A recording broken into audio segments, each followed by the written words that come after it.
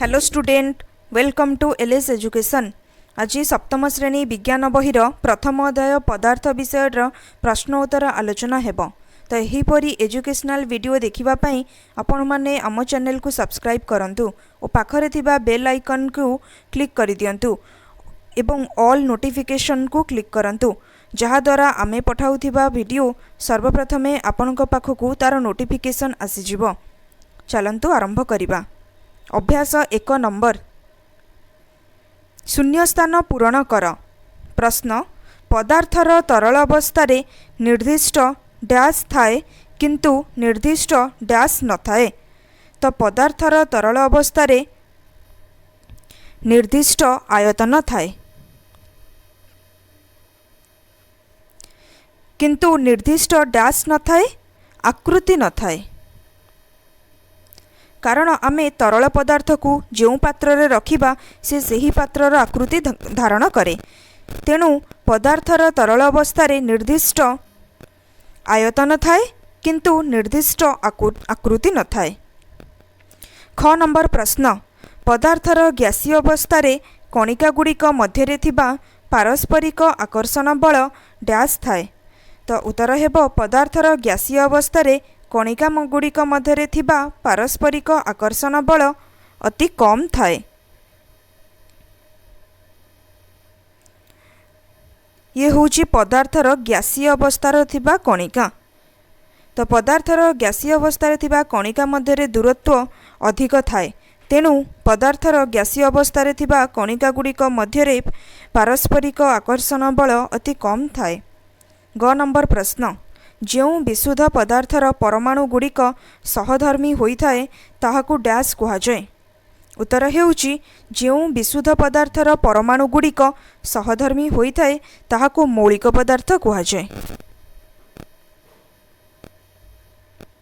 घ नंबर प्रश्न, वायु गोटिए डैश पदार्थ किंतु अंगारकाम्ल गोटिए डैश पदार्थ। वायु गोटिए मिश्रण पदार्थ। कारण वायु रे अनेक गुड़िए गैस मिश्रण अवस्था रही मिसिकी रही। तो वायु होउची मिश्रण पदार्थ। अंगारकाम्ल गोटिए डैश पदार्थ, अंगारकाम्ल यौगिक पदार्थ।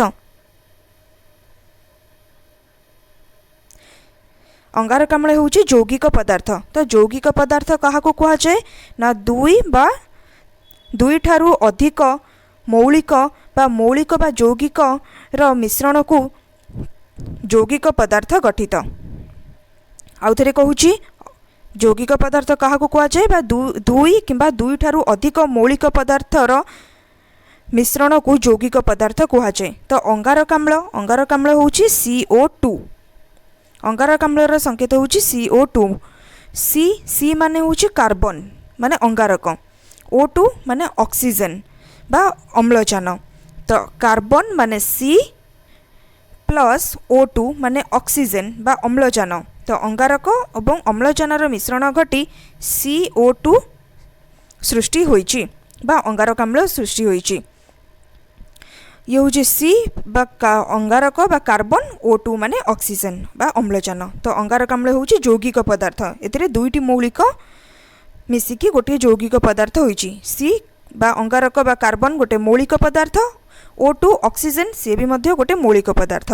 तो दुईटी मौलिक पदार्थ मिसिकी गोटे यौगिक पदार्थ CO2 बा अंगारकाम्ल गठित होइची। तेणु अंगारकाम्ल गोटे यौगिक पदार्थ। वो नंबर, गोटे मौलिक पदार्थ रे डैश प्रकार परमाणु थाए। तो गोटे मौलिक पदार्थ रे समान प्रकार परमाणु रही थाए। निम्नलिखित पदार्थ गुड़िकरू मौलिक, यौगिक और मिश्रण को अलग करी लेख। यौगिक रे को पदार्थ रहुची लाइम बा चूर्ण, फिटकिरी, बरफ, लुण, गंधकाम्ल। मौलिक रे कौन रहिला क्लोरीन, पारद, हीरा। मिश्रण बा मिसिकी रही थाए जोटा चीनी सरबत बा क्षीर। 3 नंबर, प्रतीक और संकेत व्यवहार करी निम्नलिखित पदार्थ गुड़ी को लेख। मांगानीज परमाणु होउची संकेत होउची तार Mn। क्लोरीन अणु तो क्लोरीन अणुर संकेत होउची Cl2 क्लोरीन।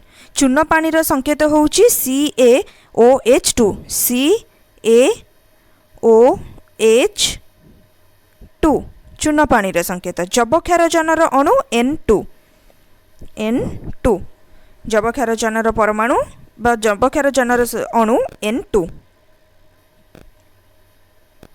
4 नंबर यौगिक और मिश्रण भितरे दुईटी पार्थक्य लेख। यौगिक आई पॉइंट दुई बा अधिक मौलिक पदार्थ एक निर्दिष्ट अनुपात रे मिसी रासायनिक प्रक्रिया द्वारा एक नूतन पदार्थर सृष्टि होइथाय ताकू यौगिक कुहाଯାଏ। जोटा मुझे कही दुई बा अधिक मौलिक पदार्थ मिसी एक निर्दिष्ट अनुपात रे रासायनिक प्रक्रिया द्वारा जो नूतन पदार्थ सृष्टि होइथाय ताकू यौगिक कुहाଯାଏ। उदाहरण जल। जल माने H2O H2O माने एठी होउची H माने उज्जन बा हाइड्रोजन। तो हाइड्रोजन र परमाणु एवं O माने ऑक्सीजन बा अम्लजान एवं अम्लजान दुईटी मौलिक ये गोटे मौलिक दुईटी मौलिक मिसी जो पदार्थ नूतन पदार्थ सृष्टि करती ताकू यौगिक कुहाଯାଏ। H2O हेउची यौगिक। यौगिक एक विशुद्ध पदार्थ। यौगिक हेउची विशुद्ध पदार्थ। एथिरे मिसिथिबा पदार्थ गुड़िक निर्दिष्ट अनुपात रे रहिथाय। एथिरे जो पदार्थ मिसिकी रहिथाय H2O रे माने H2 आउ O ए दुटा मिसिकी रहिछि तो से माने एक निर्दिष्ट अनुपात रे रहिथांती। मिश्रण जो पदार्थ रे एकाधिक मौलिक बा यौगिक बा उभय मौलिक बा यौगिक जेकोसी अनुपात रे मिसी थाए ताहाको मिश्रण कुहाଯାଏ। उदाहरण चीनी शरबत बा सालड। चीनी शरबत रे जल चीनी रो मिश्रण रहिछि। सेहीपरि मिश्रण एक विशुद्ध पदार्थ नुहे। एथिरे मिसिथिबा पदार्थ गुड़िक जेकोसी अनुपात रे मिसिकरी थाए। 5 नंबर जो मौलिकर अणुरे 1 रु अधिक परमाणु थाए सेही मौलिकर 3 गोटी उदाहरण दियो। जो मौलिकर अणुरे 1 रु अधिक तो क्यों मौलिक अच्छी जोटा 1 रु अधिक परमाणु अच्छी ना H बा हाइड्रोजन H2 1 रु अधिक, ऑक्सीजन बा अम्लजान O2, nitrogen N2, chlorine Cl2, bromine Br2, I2, F2 एपरी रही। 6 नंबर तुमे जानिछ O2 एवं O3 गोटे अन्यटीर समस्थानिक तेबे एही दुईटी भिन्न पदार्थ O3 रो नाम लेख ओ एहा आजिकाली सबुठारे काहींकी आलोचना हेउची संक्षेपरे लेख। O2 हेउची ऑक्सीजन बा अम्लजान O प्लस O दुईटी अम्लजानर अणु मिसिले एटा होची O2 ऑक्सीजन। एटा होची O2 बा ऑक्सीजन रो समस्थानिक। ये होची ओजोन रो समस्थानिक। ओजोन बा O3 एटा O3 ओजोन एटा अम्लजान ओ ओजोन। एटा होची अम्लजान और यह होची ओजोन। अम्लजान और ओजोन रो समस्थानिक। फर्स्ट पॉइंट वायुमंडलर उपरी स्तर रे स्ट्राटोस्फियर ठारे ओजोन स्तर रहिछि। एही स्तरर काम हेला सूर्यरु आसुथिबा अल्ट्रावायोलेट बा अति बायुगेणी रश्मि को शोषि निए एवं पृथ्वी पृष्ठ को आसिबाकू दिए नाही। तो वायुमंडलर उपरी स्तर रे हमर स्ट्राटोस्फियर रहिछि जोठी सेटारे ओजोन स्तर रही थाए। यही ओजोन स्तर मानकर यह होछि पृथ्वीर वायुमंडल रे स्ट्राटोस्फियर ठारे ओजोन स्तर रहिछि। एही स्तरर काम हेउछि जे सूर्यंक ठारू आसुथिबा अल्ट्रावायोलेट बा अति बायुगणी रश्मि को से शोषि निए और पृथ्वी पृष्ठ को आसिबाकू दिए नाही।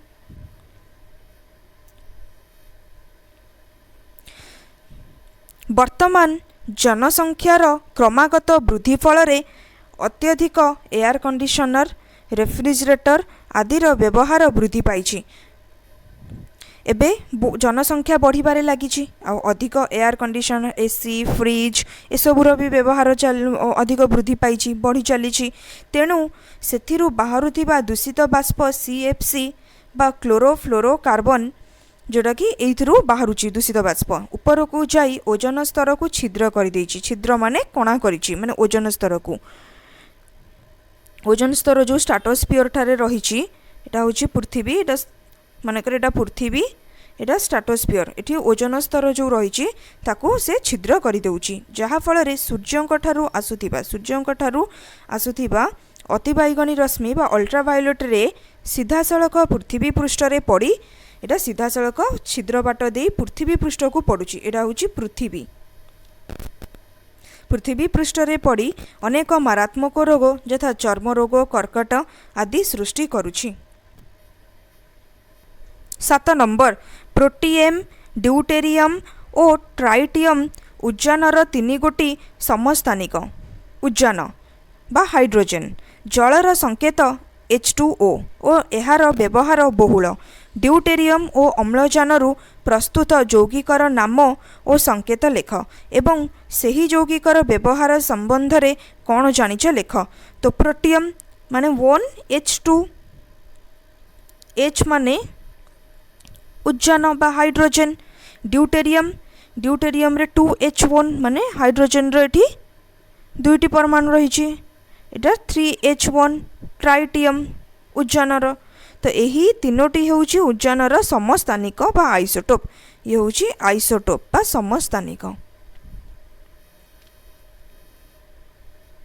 जलर संकेत H2O एटा होउछि हाइड्रोजन का सहित मिसिछि ना O बा अम्लजान बा ऑक्सीजन सहित।